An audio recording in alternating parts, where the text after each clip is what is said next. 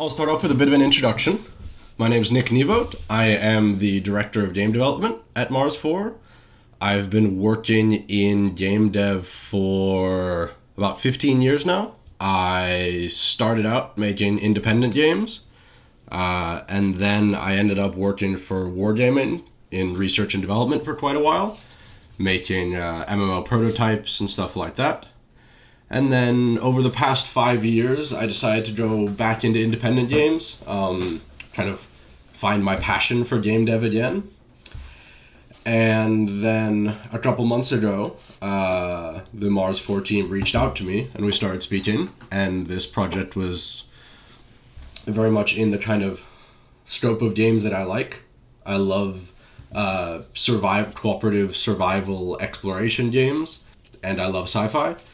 So it seemed like a pretty good match, and I really liked everyone on the team, so I ended up where I am now. Let's start by showing a bit of the game. What we're seeing here is what we've been working on the past few days, or at least one of our groups has been working on, which is the Mars surface environment during a sandstorm. As I'm sure you guys have noticed on the concept document, the player versus environment is a big part of the game. And we have to make the environment a valid enemy because we don't want to be having a lot of player versus player combat. So it's been a very interesting design challenge, one I've been really enjoying, at how both mechanically and visually to make Mars a harsh environment. We have to make a game where the environment alone is a constant struggle. Now, if you think about that, it's easy in the beginning. Anyone who's played any kind of survival game will know the first couple days or the first couple hours in the game, you have to build everything up, you're lacking resources, you're struggling, etc. But in most survival games, you only reach a point where you have stabilized enough in the game that the challenges presented by the environment itself are not challenging anymore. And at that point normally is when the PvP focus comes in and you start attacking other players' bases and stuff like that. So coming up with methods for the environment to give you that challenge all the time at all stages of progress. So even when you have a thriving colony with 30, 40 players working together, it's still a challenge, the environment. You're thriving, you're succeeding, you're making a profit, you're producing and selling things on the market, but there still is some challenge. That has been one of the most interesting design decisions for me. So here's one of the vehicles that will be added into Mars4. This is called the Click Beetle, and you will be seeing a description of it, story, and going over its functions pretty soon. Over the next couple of days. And what this vehicle does, it's a single player drivable vehicle. And in the back of it, notice in the bottom center of the screen, that like cylinder-like object, that is a small RTG that generates a little bit of power. And you can use this, as you see in the very bottom right of the concept, to plug in electrical devices and power them without need of a power plant. It generates a very small amount of electricity. However, this is basically your portable battery pack throughout your colony. Currently, the game client, or the 3D game, which you guys are looking at now, is still in development. And in parallel, we are building the dashboard. The dashboard in itself is not its own game. It is more of a very advanced companion app to the main game. Players will probably get access to the dashboard first, the dashboard will include stuff like the market. You'll be able to start leveling up your colonists. You'll be able to start purchasing some limited edition vehicle NFTs and stuff like that, such as the Click Beetle that I showed you guys just recently. And there will be a few other elements in there to allow players to start organizing their lands and managing their yield. Will the players compete for resources and territory occupation, or will it be more like a cooperative game? It'll be more cooperative, however, there is natural economic competition. So buying lands, expanding into areas that give you specific resources you need to be able to produce specific products cheaper, and then be able to sell them on the market, undercutting your competition. That's where the direct player-to-player competition will be. It'll be in the grander economics of the game. Will it be possible to build more than one city on the same land, or will we only be able to have one city for each land? You will be able to build more than one on each land. In fact, we are not looking to restrict land development in any way. So you could build many different little outposts. You could build a single little hut every 500 meters in a grid across the entire land. That's ridiculously inefficient. I can't see any reason why you would want to do that. You would obviously want to be consolidating things near each other, but we want to leave that totally up to you. Is there any particular benefit to holding adjacent plots of land, or alternatively, having different plots of land on different Mars locations? There's pros and cons to each. If you have lands near each other, moving resources between them and cooperating between them is far easier. They effectively almost become one land. Not technically, but effectively. Whereas having lands much further apart from each other, you can look at securing strategic resources that one land is lacking. For example, as I mentioned this example before, having a land up on a pole where there's a crap ton of ice is a great strategic resource to gain access to, but it's not a great place to build a city, because it's a lot harder to live there.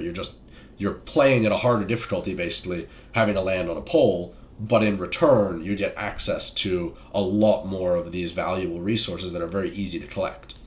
So there is advantages on that side. It's my goal as a designer is to try and make both of those choices balanced, both having strong pros and cons. How can I buy my land anywhere now and be happy with it, or is there a chance starting the game that I might find myself in a very bad location? No, the objective is that every land is balanced, excluding rares and ultra rares, leaving that out.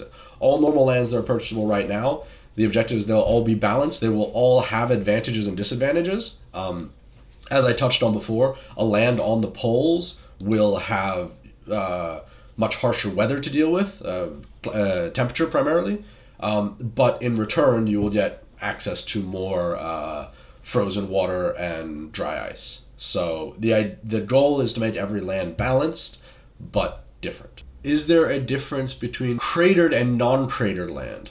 Not only the rare words, but the common ones. Yes, there is actually. So as we've discovered recently on Mars, at the bottoms of craters is more common to find frozen water. That is something that will be represented in the game. Now, resources won't be 100% realistically placed. There is still balance considerations and gameplay fun considerations. However, we are trying to include enough realism that if you go somewhere expecting to find something, you probably will find it. Maybe not as much of it as you expect. You may find some of it in places you don't expect, but there is still some connection to that scientific accuracy, and water in the base of craters is something that is one of the primary use cases that I'm trying to achieve with that. Is it possible to lose a land plot under certain circumstances? I mean, if the owner will not use it for a long time or violate rules or due to invasion of aliens? No. There is no way that a player can lose, because it's an asset. You own a physical asset. You own the NFT. Even if we wanted to take away the NFT from you, we can't. That's kind of the whole foundational principle of blockchain and NFTs, is that we don't have that ability. So when we knew nothing about the game, people were buying plots of lands near craters. Is there any inherent value in owning every single plot of land around a crater, for example? The rough plan with these kinds of things, with the ultra rares and the craters and stuff like that, for them to house events, and players can own that land, and that basically makes them the host of the event. I think the example that I used in this concept is like a football stadium. A football stadium can host football events. It can also host concerts. It can also host ice ballet things and stuff like that. So those things will be more specific design event lands, and those events will have buy-in prices and rewards for victors, and they will naturally draw a lot of people to that location. So having the lands directly around an ultra rare or a rare or any of those unique lands naturally means you'll have a greater influx of people moving through your land, heading to events and coming from events, and also transporting their stuff to those events. Because a part of the trade system is that if you're trading from point A to point B, you have to pay to get stuff from point A to point B. You can either use a rocket ship, which is very expensive, or you can have land-based travel. But if you're doing land-based travel, every land along the way will get a small cut of that transportation fee. So, like, being around an event location means that every time everyone is transporting stuff to that event, you get a cut of it. Or even if they're driving it themselves, they'll be driving through your land. They may need to buy fuel. They may need to buy some oxygen. They may need to top up on whatever supplies. Your land is the one they'll be going through just before they get to the event. So there are benefits in that way. If we have businesses on the land, will we profit from them regardless of passive income? Yes. If you, for example, totally separate from your passive income from your land, if you are, say, producing a vehicle and selling it on the market, you're selling it for Mars4 dollars. So every vehicle you sell, everything that you get back for it is just profit in Mars4 dollars that you can cash out if you want, whatever. Like it's Mars4 dollars and it's yours. Will this game be first person or top down like Eartha? I think as you guys saw already, it will be third person and first person support will be added later on. At the moment, and this will also mean when you guys get in the game for the first time, it'll probably only be third person. For ease of development, third person is kind of the fastest thing to develop on. And what's more important to us right now is getting all the core functionality, all the core game mechanics and stuff like that working before we start touching on stuff like first person and VR and those kinds of things. Okay, next question was, tell me about the colonists and their player roles. How many colonists can I bring to each of my lands? Or is it an amalgamation of lands? So your ability to support colonists or support players on your lands is, there is no strict rules about it. It is just how much food you can provide them, how much water you can provide them, and how much financial incentives to be there can you provide them. And that is a matter of either paying them to do jobs on your land, offering them things that they need, or also giving them freedoms. Like one example of a valid land economy that I could see is someone who just says, look, I will give you free land plots. You don't need to rent them. I'll give them to you for free, but you'll be paying taxes on my land, you'll be trading using my land's markets, and that's the way that the landowner will be making profit from it. And that removes a need for the landowner to necessarily manage his land. It's just an anarchy, basically, that he can profit from. Social ties with neighbors, how will they be? So, as with any strong economic market, trading with your neighbors is critical. It's also something that we try and reward more. The longer distance you trade over, the more you'll need to pay in the transportation cost of said goods. So naturally, you're always going to be better off trying to trade with your neighbors, which will motivate neighbors working together to specialize a bit. Because even if they're not part of your clan or group or organization going into it, if you have a neighbor and they have a lot of X resource and you have a lot of Y resource, it's mutually beneficial for you both to kind of specialize in those and just trade between each other very often. What type of resources will landowners and colonists have when the game begins? Will there be certain basic structures and tools from which point the game begins? This is something that I'm still going back and forth on. There'll obviously be some basic level of resources, probably the ship you arrived in, and there needs to be enough for you to be able to start producing and start exploring and start building. However, ideally I want to keep that to as minimal a starting base as possible so that we're not taking away gameplay from the players. What's the current status of the game? The current status is almost all major gameplay features are roughly functional, but super ugly. I can show you that right now. For example, one thing that will be in the game is vehicles. So this looks awesome, but what you're seeing here actually isn't nearly as impressive as what I'm about to show you, technically. However, what I'm about to show you is far less impressive to look at. Here is our vehicle system working in multiplayer.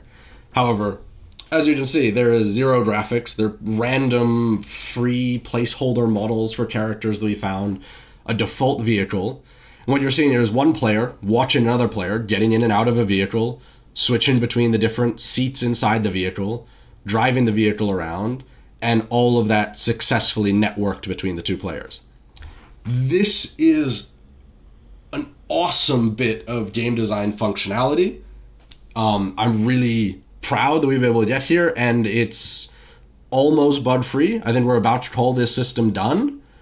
But as you can see, like, if I put a video out of this and say, this is Mars4 work in progress gameplay footage, looks like crap. Because that's the job. Like, if we tried to make everything look good all the time, then, well, it would take us 10 times longer to make the game.